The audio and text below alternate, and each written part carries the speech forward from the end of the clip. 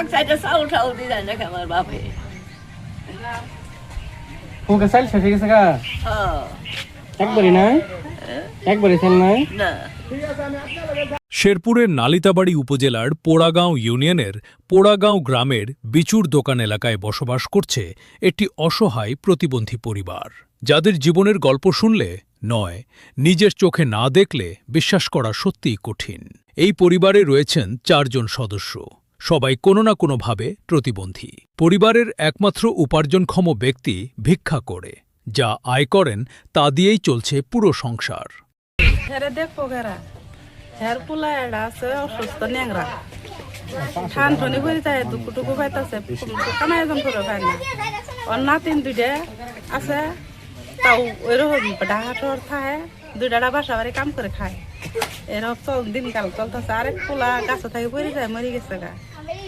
এখন 8টা নাতিন আছে প্রতিবন্ধী।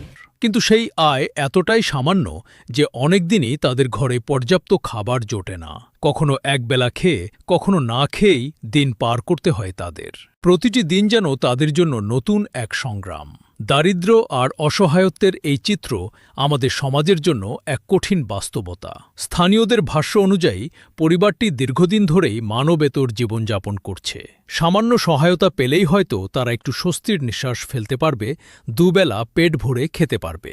এমন পরিস্থিতিতে সমাজের বিত্তবান ও মানবিক মানুষদের এগিয়ে আসার আহ্বান জানিয়েছেন এলাকাবাসী। আপনার সামান্য সহযোগিতাই হতে পারে এই অসহায় পরিবারের জন্য বড় একটি আশীর্বাদ। যদি কেউ এই পরিবারটিকে আর্থিক বা খাদ্য সহায়তা করতে চান, তাহলে যোগাযোগ করতে পারেন নালিতাবাড়ি নিউজ 24-এর প্রকাশক ও সম্পাদক মোহাম্মদ জোবাইর আলমের সঙ্গে। মোবাইল 01927 519680।